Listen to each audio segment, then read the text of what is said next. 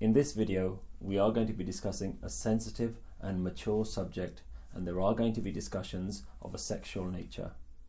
I'm mainly going to be addressing men, but hopefully the things that we talk about today will be useful for women as well.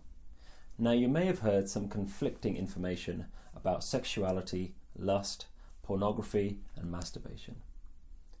Modern psychologists and scientists will tell you that regular masturbation is completely normal and can even be healthy for you.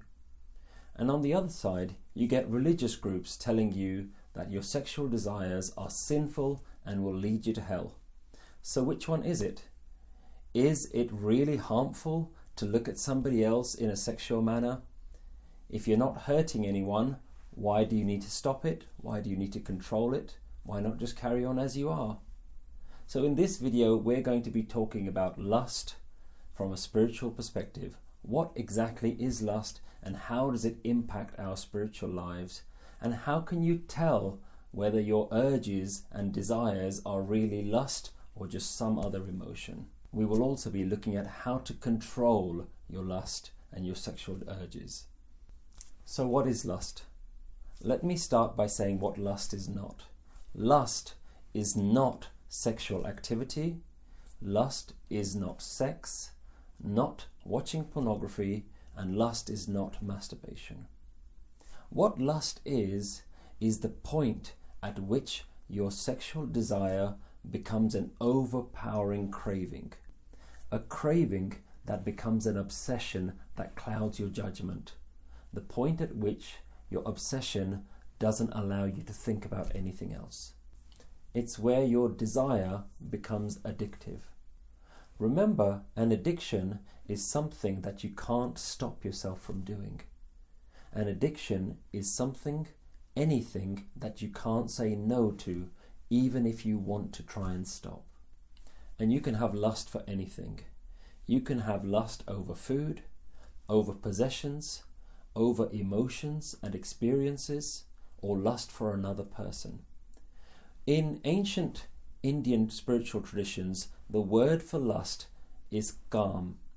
And Kaam has been used for sexual desire, but also to mean a craving or a desire for anything. So all desires are essentially a form of Kaam, a type of lust.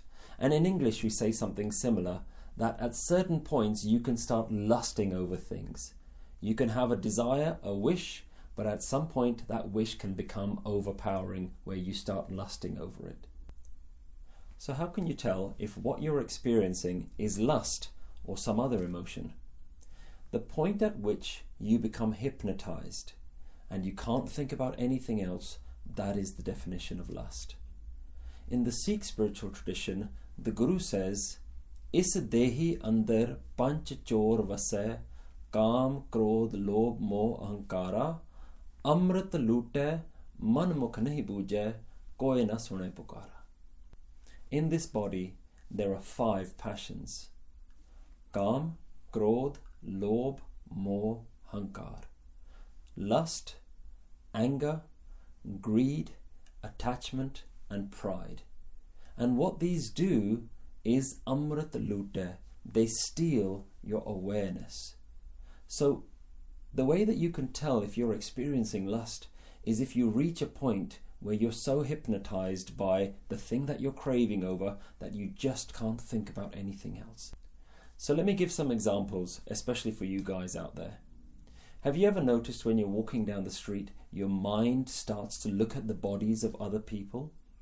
If you're attracted to women, your mind starts looking at all of the bodies of the women all around you. You can't help but stare. So my question to you at that point is, where is your awareness? This is a question that you have to become comfortable asking yourself. At every moment, can you check with yourself? Where is my awareness? Do I have a heightened sense of awareness, or has something in front of me distracted me? Am I lusting over something else? And this isn't just for single guys. This applies to married men as well. And in fact, you can have lust within your own marriage as well.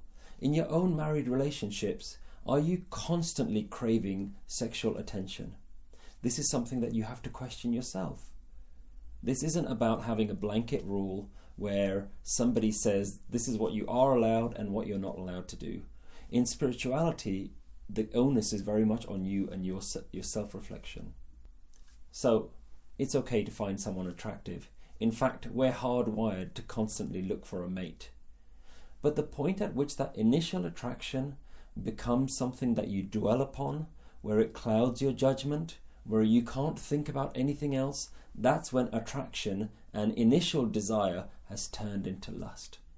It's okay if you're watching a TV program or a movie with the occasional scene of nudity in there.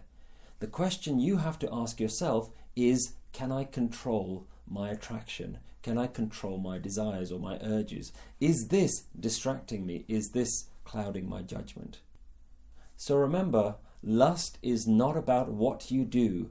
It's not about how much sex you have. It's about where is your awareness.